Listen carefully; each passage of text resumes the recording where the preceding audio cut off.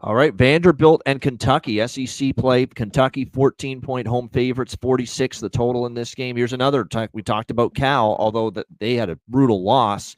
Vanderbilt had an unbelievable program-defining win, the biggest win, I would say, in program history. I don't even think it's a debate, beating Alabama as 23-point underdogs on the weekend.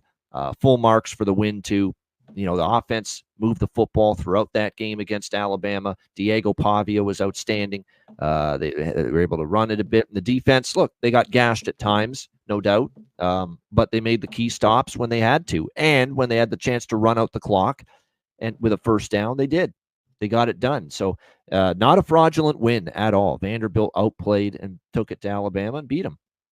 But you saw the scenes in Nashville on the field, throughout the downtown core of Music City. They're wheeling the goalposts, for crying out loud, through the downtown streets of Nashville, Tennessee, following that win. Are you really into trusting the river? Vanderbilt? I know, into the river, too. I know. My gosh, it was like a parade with the goalposts from the stadium that they took down after that win.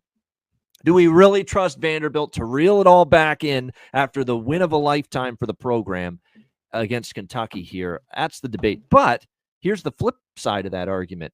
Can we lay 14 with Kentucky's offense and Vandergriff? Yeah. I don't know.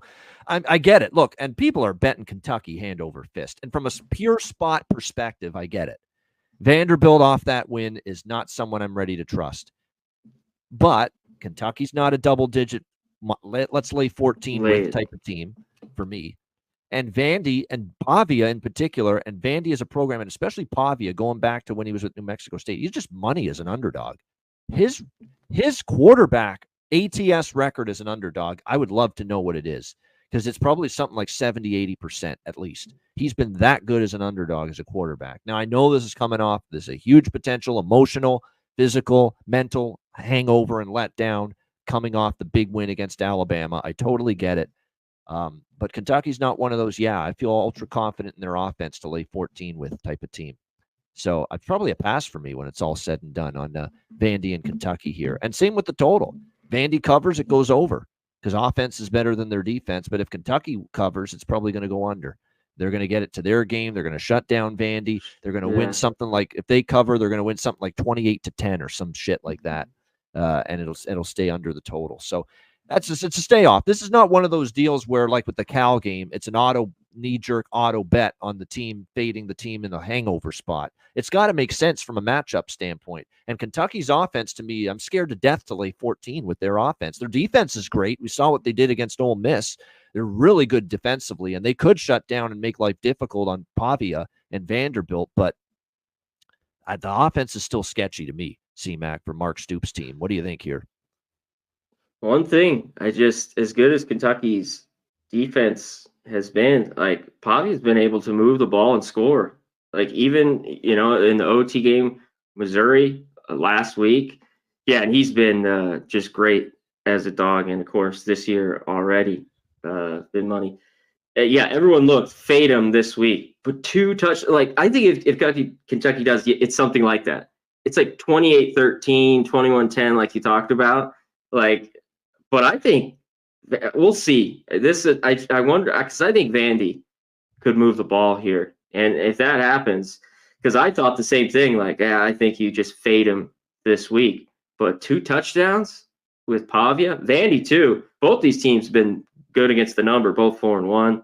Kentucky leans to the under, 1-4. But Vandy again, just been very, very good to the over. They cash against Bama. So if they score, like you said, this slips over. But if not, this stays under if Kentucky shuts them down.